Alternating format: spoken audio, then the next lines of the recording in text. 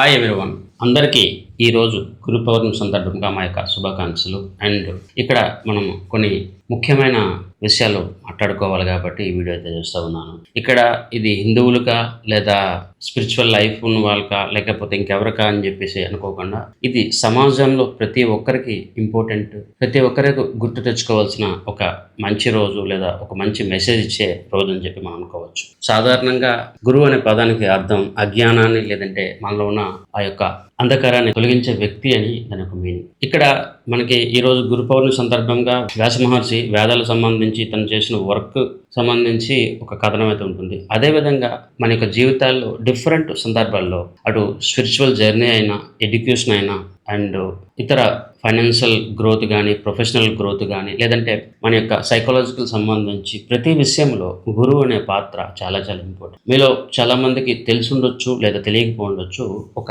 నానుడి అయితే ఉంది. ఏదైనా విద్య గురువు సుముఖంలోనే తెలుసుకోవాలి లేదా నేర్చుకోవాలి.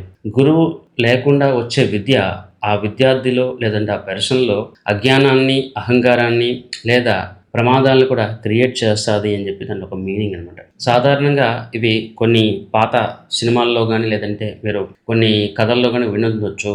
ఎవరైతే ఒక మంచి గురువు దగ్గర విద్య నేర్చుకుంటారో లేదంటే ఆ విద్యను సరిగ్గా అర్థం చేసుకుంటారో వాళ్ళు దాన్ని వల్ల లోకానికి ప్రయోజనం చేస్తారు, లోకానికి మంచి చేయగలుగుతారు. కానీ తప్పుడు వేలో అర్థం చేసుకునే వాళ్ళు లేదా ఒక తప్పుడు గురువు దగ్గర ఎవరైతే విద్య నేర్చుకుంటారో ఆ విద్య వల్ల వాళ్ళు నాశనం అవుతారు అండ్ 10 మంది కూడా నాశనం చేసేస్తారు. అండ్ సరైన విద్య ఎప్పుడైనా కూడా ఒక గురువు ద్వారానే లభిస్తుంది. ఎస్పెషలీ స్పిరిచువల్ లైఫ్లో కూడా మనం గమనిస్తే స్వామి వివేకానంద గారి జీవిత చరిత్ర ఎవరైనా తెలుసుకుని ఉంటే, ఆయన జీవితాల్లో చాలాసార్లు ఆయన మదన పడేది, ఆయన ఎక్కువగా ఆందోళన చెందింది లేదా వెతికింది ఒక మంచి గురువు కోసం. అలానే చాలామంది స్పిరిచువల్ లైఫ్లో ఒక మంచి గురువు కోసం చాలానే తాపత్రయపడ్డారు. గురువు యొక్క ఇంపార్టెన్స్ అంతలా ఉంటుంది. కొన్ని సందర్భాల్లో భగవంతుడి కన్నా గురువే గొప్ప అని చెప్పి అనే సందర్భాలు కూడా మనకు వినిపిస్తాయి. అయితే ఇంతలా గురువుకున్న ఆ ఉన్నతమైన స్థానం ఎందుకు మనం గుర్తుపెట్టుకోవాలి అంటే, ఇది ఒక పరంపర. అన్నిటికన్నా ముఖ్యంగా ఇది ఎక్స్పీరియన్స్, నాలెడ్జ్ అండ్ తన యొక్క జెన్యూన్ ఇన్ఫర్మేషన్ ఏదైతే ఆ ఇచ్చే విధానము లేదా సిస్టమ్ని ఇది గురువు పరంపరంగా అనుకోవచ్చు. ఒక్కొక్క గురువుది ఒక్కొక్క స్టైల్ ఉంటుంది లేదా ఒక ప్రాసెస్ అయితే ఉంటుంది. ఇక్కడ మనం డిఫరెంట్ స్టోరీస్ ఇవన్నీ కూడా చెప్పుకోవచ్చు. బట్ అవన్నీ కూడా వెల్త్ క్రియేషన్ పార్ట్లో అంత ఇంపార్టెంట్ కాదు. కానీ మనం ఎప్పుడూ గుర్తుపెట్టుకోవాల్సిన కొన్ని పాయింట్స్ నేను చెప్తున్నాను. ఒక విద్య ఎప్పుడైనా కూడా సరైన గురువు నుంచే తీసుకోవాలి. ఈ మాట మనం ఆప్షన్ ట్రేడింగ్, బెట్టింగ్స్ ఇలాంటి వాటి గురించి బాగానే ఈరోజు చూస్తే చాలామంది బెట్టింగ్ యాప్స్కి, బెట్టింగ్లకి లేదంటే ఆప్షన్ ట్రేడింగ్కి లేదా ఓవర్ ట్రేడింగ్కి అలవాటు పడిపోతారు. ఎందుకంటే వీళ్ళకి ప్రాపర్ ఆ మెంటర్షిప్ కానీ, గైడెన్స్ కానీ, గురువు కానీ ఉంటారు. వీళ్ళకి వీళ్ళే ఏదో ఒకటి నేర్చుకుంటారు, వాళ్ళకి నచ్చినట్టుగా ఎక్స్పెరిమెంట్లు చేస్తూ ఉంటారు. ఇది ఒక ప్రమాదకరమైన ఒక పరిస్థితి. రెండవది, ఈరోజు నేను గమనిస్తూ ఉన్నాను, ఒకప్పుడు మన యొక్క స్కూల్ టీచర్స్లో లేకపోతే కాలేజ్ లైఫ్లో లెక్చరర్స్ వీళ్ళందరితో ఉన్న గుడ్ రిలేషన్ కానీ, ఆ ర్యాపో కానీ ఇప్పుడు సొసైటీలో ఉండట్లేదు. ఎందుకంటే అక్కడ స్కూల్లో పనిచేస్తున్న టీచర్స్ కానీ, లెక్చరర్స్ కానీ వీళ్ళు శాలరీ పర్పస్ వాళ్ళు పనిచేస్తూ ఉన్నారు.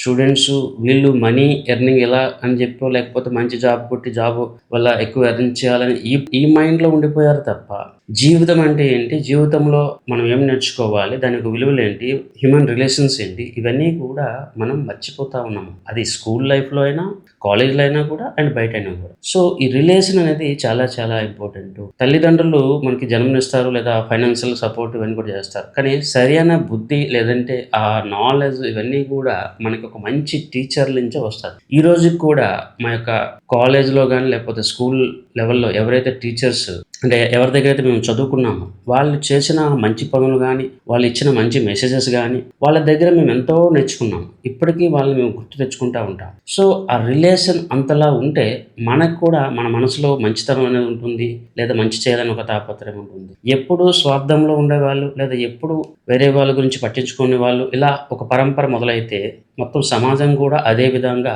తయారవుతారు. ఇవన్నీ పక్కన పెడితే ఒక బలమైన అండ్ మోస్ట్ ఇంపార్టెంట్ ఒక థ్యూరీ కూడా ఉంది. ఏంటి ఆ థ్యూరీ ఏంటంటే, ఏదైనా విద్య సరైన గురువు నుంచి మాత్రమే రావాలంట, లేకపోతే ఆ విద్యకి విలువ అయితే ఉండదు. ఇది చాలా చాలా ఇంపార్టెంట్. ముఖ్యంగా ఈరోజు మనం గమనిస్తూ ఉన్నాము, సెల్ఫ్ లెర్నింగ్ అనే కాన్సెప్ట్ ఒకటి మొదలైంది. తర్వాత యూట్యూబ్లో వీడియో చూసి కొంతమంది నేర్చుకుంటూ ఉన్నారు. ఓకే. బట్ మీరు అబ్జర్వ్ చేస్తూ ఉంటారా? ఈరోజు చాలామంది చూస్తా ఉన్నాను. యూట్యూబ్‌లో కొన్ని వీడియోస్ చూసి హ్యాకింగ్ నేర్చుకొని, హ్యాకింగ్ యాప్స్ తయారు చేయడము, వేరే వాళ్ళని ఫ్రాడ్ చేయడం, లేదా వేరే వేరే కాన్సెప్ట్స్‌లు నేర్చుకొని దానివల్ల వేరే వాళ్ళని ఫ్రాడ్ చేయడం. ఈ ఫ్రాడ్ అనే మెంటాలిటీ చాలా మందికి వెళ్ళిపోయింది. మరోవైపు ఒక పవర్, ఒక ఎనర్జీ, ఒక శక్తి, ఒక మంత్రశక్తో లేకపోతే ఏదైనా ఒక శక్తి మనం ఎవరికైనా ఇవ్వాలి అంటే వాళ్ళ యొక్క అర్హత కూడా సూటబుల్‌గా ఒక క్లాస్‌లో ఒక విద్యార్థి మంచివాడై ఉంటాడు. మరో విద్యార్థి కొద్దిగా చెడు లక్షణాలు కలిగి ఉంటాడు. ఒకవేళ ఈ గురువు ఎక్కడికో బయటకు వెళ్ళేటప్పుడు ఆ పవర్ ఇవ్వాలనుకున్నా, లేదంటే ఆ మేనేజ్మెంట్ కంట్రోల్ ఇవ్వాలనుకున్నా డెఫినెట్‌లీ తను మంచి విద్యార్థికే ఇవ్వాలి. చెడ్డ విద్యార్థికి ఇస్తే తను దాన్ని మిస్‌యూజ్ చేసే ప్రయత్నం చేస్తాడు. సో ఇది చాలా చాలా ఇంపార్టెంట్. గురు పరంపరలో ఇలాంటివి చాలానే ఉంటాయి. ఇక్కడ నేను మళ్ళీ చెప్తా ఉన్నాను. ఈ హిందూ తత్వమా లేకపోతే పురాతనం ఇవన్నీ పక్కన పెడితే మన యొక్క ఎడ్యుకేషన్ సిస్టమ్ గతంలో లేదా ఇన్సిడెంట్ టైంలో మన సిస్టంలో చాలా డీప్ ఇన్నర్ మీనింగ్ అయితే ఉంది.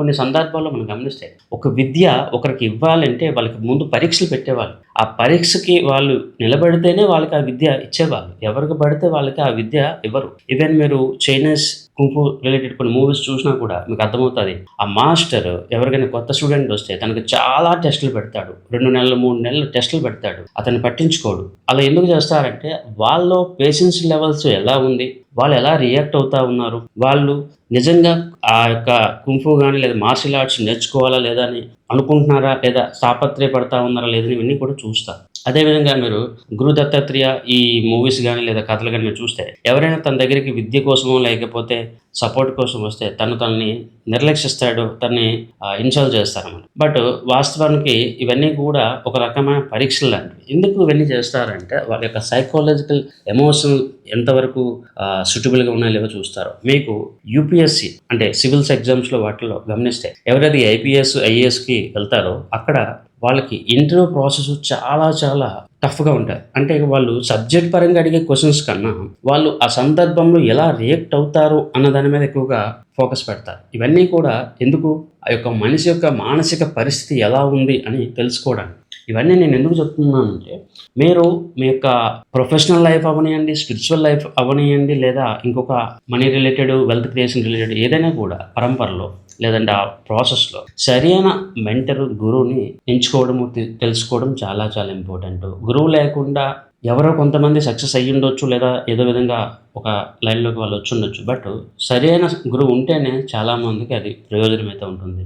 నేను ఈవెన్ స్పిరిచువల్ లైఫ్లో కూడా చాలాసార్లు ఒక మంచి గురువు కోసం ప్రయత్నిస్తున్న సందర్భంలో చాలా వరకు నేనైతే ఫెయిల్ అయ్యాను, లేదంటే నాకు సూటబుల్ గురువు అని ఎవరు అనిపించలేదు. బట్ దీనికి సంబంధించి వేరే సందర్భంలో నేను చెప్తాను. నా అదృష్టమో లేకపోతే నా యొక్క పూర్వజన్మ సుకృతం అనుకోవాలి. నాకు అరుణాచలం వెళ్ళిన సందర్భంలో అక్కడ ఆ కొండ మీద నాకు కలిగిన అనుభూతి కానీ, లేదంటే అక్కడ నాకు వచ్చిన అనుభూతి వేరే లెవెల్లో ఉంటుంది. అక్కడ నాకు స్వయంగా ఆ శివుడే నా గురువుగా అనిపించింది. ఆ తర్వాత ఆయన్నే నేను గురువుగా భావించి నా యొక్క జ్ఞానాన్ని లేకపోతే నా యొక్క మానసిక పరిస్థితిని కొంతవరకు ఇంప్రూవ్ చేసుకుంటూ వస్తూ ఉన్నాను. ఇంకా చేసుకుంటూ ఉన్నాను. అలా ప్రతి ఒక్క వ్యక్తికి సరైన సందర్భంలో ఎవరు సూటబుల్ గురువో లేకపోతే ఎవరు సూటబుల్గా మన యొక్క క్వశ్చన్స్కి ఆన్సర్ ఇస్తారో ఆ సందర్భంలో అదే తెలుస్తుంది. మరోవైపు మన యొక్క బిజినెస్లో కానీ ఇంకొక పాయింట్లో లేకపోతే మనీ రిలేటెడ్ పాయింట్లో నేనైతే ఎక్కువగా ఎవరిని గురువుగా వెతకలేదు, లేదంటే నాకు తెలియలేదు. బట్ ప్రతి ఒక్క వ్యక్తి దగ్గర నేను ఎంతో కొంత నేర్చుకున్నాను.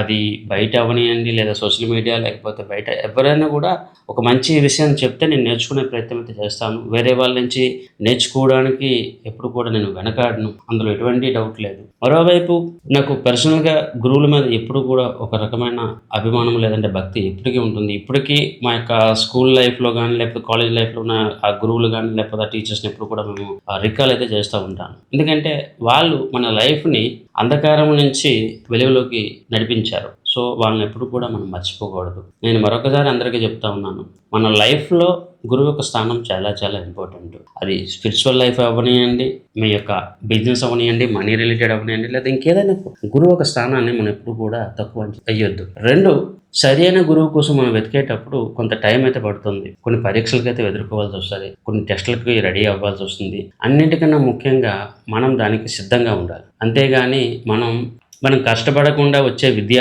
ఏమాత్రం దాని గురించి ప్రయత్నం చేయకుండా వచ్చే ఆ శక్తులు, ఆ విద్యలు ఎప్పుడు కూడా ఎక్కువ రోజులు మనతో పాటు ఉండవు. అండ్ దానివల్ల వినాశనమే జరుగుతుంది. ఇది నేను ఖచ్చితంగా చెప్పగలను. సో మరొకసారి మీ అందరికీ గురు పౌర్ణమి సందర్భంగా మా యొక్క విషెస్. మీరు మీ యొక్క వెల్త్ క్రియేషన్ జర్నీలో, స్పిరిచువల్ లైఫ్లో అండ్ ఇతర విషయాల్లో కూడా మరింత ఉన్నతి సాధిస్తారని చెప్పి ఆశిస్తా ఉన్నాను. నేను మీ సత్య సంతోష్, సత్యమేవ జయతే.